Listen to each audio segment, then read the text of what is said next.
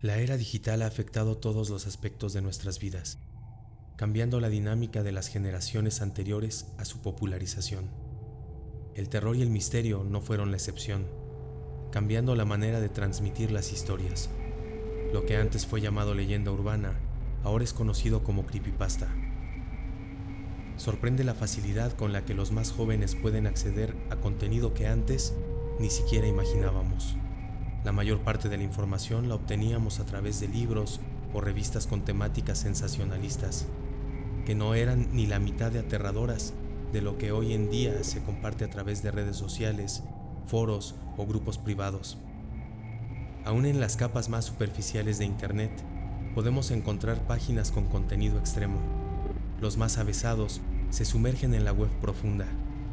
Las leyendas que la envuelven hablan de todo tipo de aberraciones, algunas que pueden hallarse de forma gratuita y otras por las que hay que pagar para tener el control de lo que ahí se realiza. La facilidad de acceso a este contenido trajo consigo el riesgo de sufrir experiencias tanto paranormales como físicas. Cualquiera puede tener una segunda vida, una personalidad digital. Esa posibilidad de interactividad entre el que acecha y el que busca consiguió abrir un espectro muy amplio para la amenaza. En el episodio de hoy, seremos testigos de cómo la modernidad puede metamorfosearse en maldición, de cómo la curiosidad nos puede dejar expuestos a personas perversas en cualquier lugar del mundo, inclusive a pertenecer a grupos con objetivos aberrantes. Como dicen por ahí, y tal vez sea cierto, la curiosidad mató al gato. Esto es solo un pequeño viso de que el terror no es únicamente sobrenatural. El mundo esconde situaciones que a las personas de a pie nos parecerían altamente extrañas e incomprensibles. La mente humana es un laberinto inexpugnable. En esta triple sesión escucharán historias que me fueron compartidas por usuarios de Reddit. Atravesaremos la puerta que lleva de lo sobrenatural a los horrores humanos. Así que amigos, abandonen toda esperanza, porque están a punto de cruzar la frontera de la pesadilla.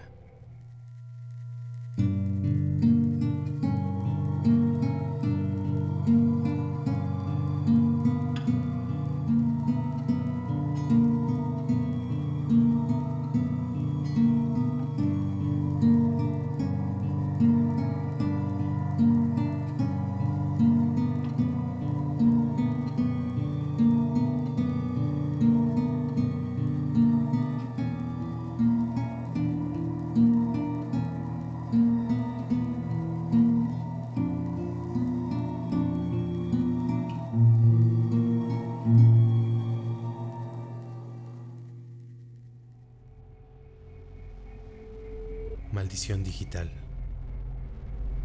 Cuando era pequeña, comencé a ver y sentir cosas, algo así como un sexto sentido. Debo decir que los fenómenos sobrenaturales llamaban fuertemente mi atención, pero fue cuando tenía 9 años que comencé a adentrarme en el mundo de los creepypastas. La curiosidad me llevó a realizar una investigación que duró algunos meses, hasta que un día, navegando por la web, hallé una página muy extraña. Nunca pude volver a encontrarla. Esta era muy sencilla. Lo más relevante es que tenía un mensaje, el cual traía consigo una advertencia: no lo leas en voz alta. Sin embargo, ignoré el consejo e hice lo contrario. Con la luz apagada y manteniendo los ojos cerrados, repetí esta frase como un mantra: sonríe, mi perro, sonríe. Según la página, si lo conseguías, después de decirlo, escucharías: pasa la voz.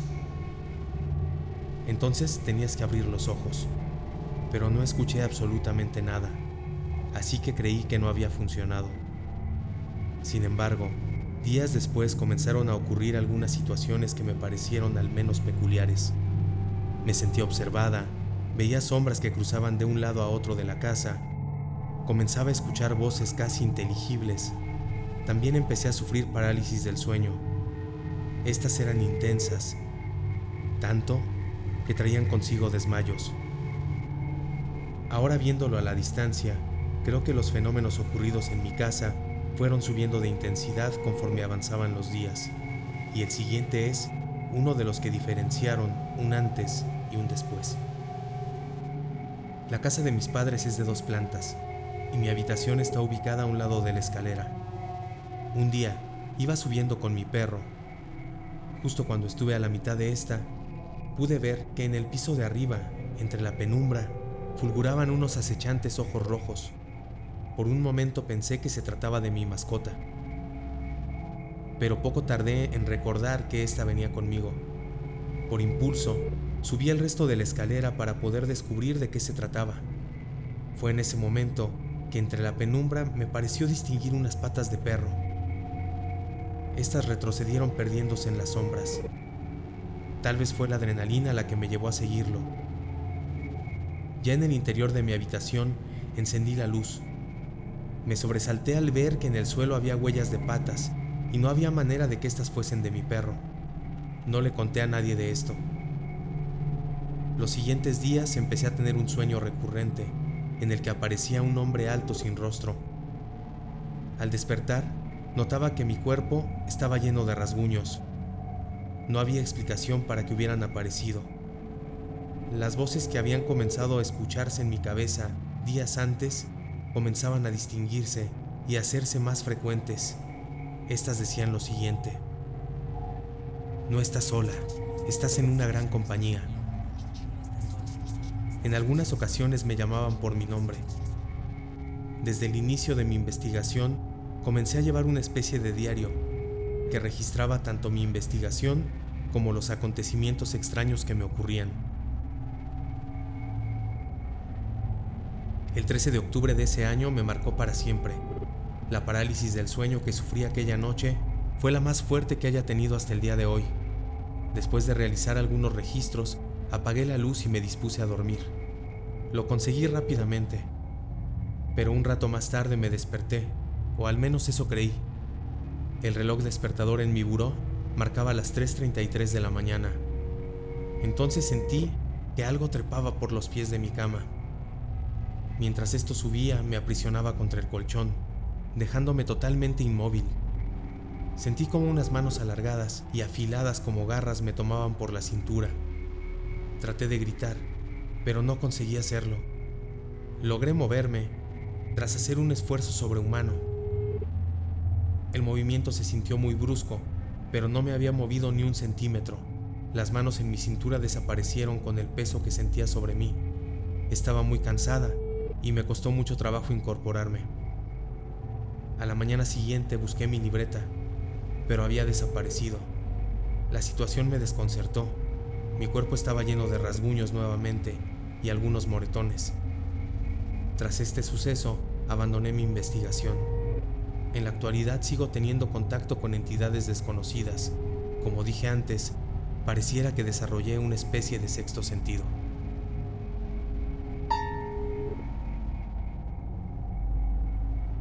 La secta. Comencé mi viaje en internet por influencia de mi hermano. Este me lleva 3 años de edad. Su interés por las conspiraciones y temas paranormales empezaron a intrigarme, llevándome a visitar los mismos sitios web de la red superficial. Tiempo después, mi hermano conoció a un amigo en la preparatoria que solía entrar a la Deep Web. Le pedimos que nos enseñara a hacerlo.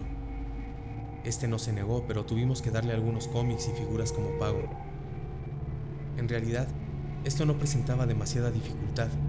Utilizando un VPN cambiamos nuestra IP y comenzamos a utilizar una breve lista de buscadores que este chico nos había facilitado. Vimos toda clase de aberraciones al inicio de nuestra búsqueda, que para quien no es adepto a este tipo de contenido, como era nuestro caso, podía dejarte mal cuerpo, incluso causar un daño permanente en una mente débil. Tras mucho tiempo visitando sitios y creyéndonos invulnerables, llegamos a un foro donde había una especie de grupo cuyo objetivo era pasar direcciones, nombre y algunos otros datos para asesinar a personas de forma grupal, o en su defecto, transmitir dichos eventos. No pertenecíamos a la misma ciudad, pero a base de mentiras conseguimos convencerlos de que sería una buena idea aceptarnos y crear una extensión de su grupo en mi ciudad. Había al menos 32 personas activas en este grupo. No pudimos ver ninguna transmisión en vivo. debido a que en poco tiempo nos echaron por inactividad. Fue el morbo el que nos llevó a quedarnos con ellos, pero no éramos capaces de comportarnos igual que ellos. Pero como dije antes, el tiempo que llevábamos visitando estos sitios nos hacía sentir que éramos expertos, a sabiendas de los riesgos que nos rodeaban. Lo que sucedió días después nos hizo comprender que el exceso de confianza puede ser un arma apuntando a tu propia cabeza. Una mañana tocaron a nuestra puerta. Era un mensajero que traía un paquete a nombre de nuestra madre. En nuestro país no importa demasiado si quien recibe el paquete es menor de edad, así que confirmamos el nombre de mi madre y nos lo entregaron. Esperamos a que mi madre regresara del trabajo. Ella se mostró sorprendida ya que no esperaba ningún paquete. Lo abrió y entonces profirió un grito de horror al ver lo que se ocultaba en su interior. Era el cadáver de un gato sin patas. Las mismas estaban colocadas en una correa de cuero simulando un collar. También había una nota que decía: "Sabemos dónde estás, gatito". Cabe mencionar que mi alias en la red era el nombre de un león famoso. Mi madre llamó a la policía para reportar estos hechos. La policía nos interrogó, bajo la supervisión de nuestros padres. Pero mi hermano, al ver a mi madre asustada, confesó lo que habíamos estado haciendo. La reprimenda de mi padre fue interrumpida por el oficial de policía, que les hizo varias recomendaciones. Mi padre le preguntó al oficial si creía recomendable que nos mudásemos. Sorprendentemente, este respondió que sí. Esto me hizo sentir miedo, porque parecía entonces que ni la policía podía protegernos de esta organización. Una semana después, nos mudamos. Mis padres nos quitaron todo acceso a internet, lo cual, siendo muy sinceros, no era necesario, porque teníamos tanto miedo que no quisimos saber de él en mucho tiempo.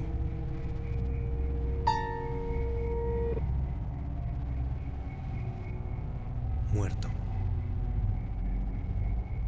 Solía curiosear en la Deep Web, siempre teniendo las mayores precauciones posibles para evitar tener una mala experiencia como las que había leído con otros usuarios.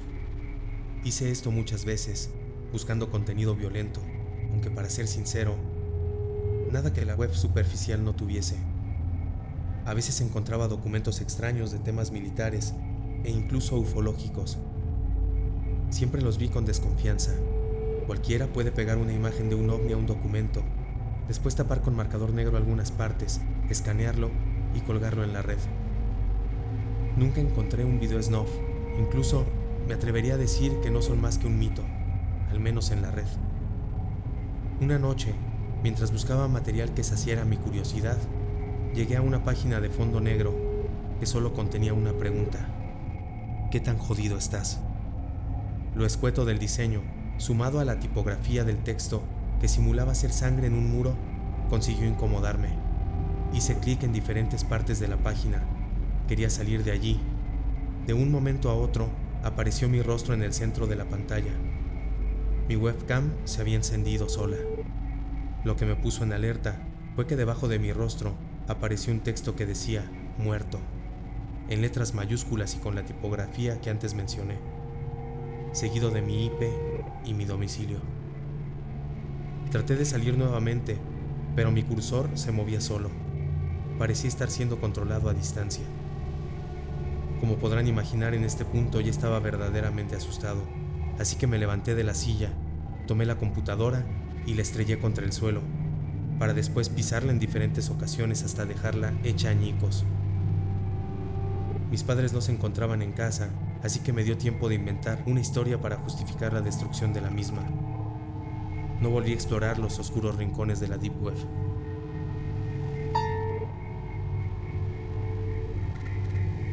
Lo que acabas de escuchar es una pequeña muestra de lo que esconde nuestra querida caja de los horrores. Debes saber que para la creación de este episodio recibí muchas historias que han quedado fuera por la brutalidad que se describe en ellas. Resulta muy difícil de entender que un ser humano sea capaz de realizar actos tan aberrantes, y peor aún, que exista alguien que consuma dicho contenido por entretenimiento. Esto no hace otra cosa que evidenciar lo terriblemente descompuesta que está nuestra sociedad y los peligros a los que estamos expuestos. Poner atención a lo que hacen nuestros hijos podría ser lo que evitase que fueran víctimas de estos psicópatas. En su mayoría, las historias que me fueron compartidas Hablaban de trata de personas, asesinato, abusos de todo tipo, y casi ninguna hablaba de fenómenos sobrenaturales, lo cual nos resulta muy alarmante. Es algo que más que preocuparnos debe ocuparnos. Sabemos que hay cosas que no podemos controlar, pero tal vez sí podemos prevenirlas. Así nos despedimos de ustedes, no sin antes agradecer a las personas que nos han estado haciendo llegar sus historias, ayudando a completar este álbum de cromos del terror, mostrándonos que de un momento a otro podemos quedar atrapados en la línea que divide el mundo de lo real, de la frontera, de la pesadilla.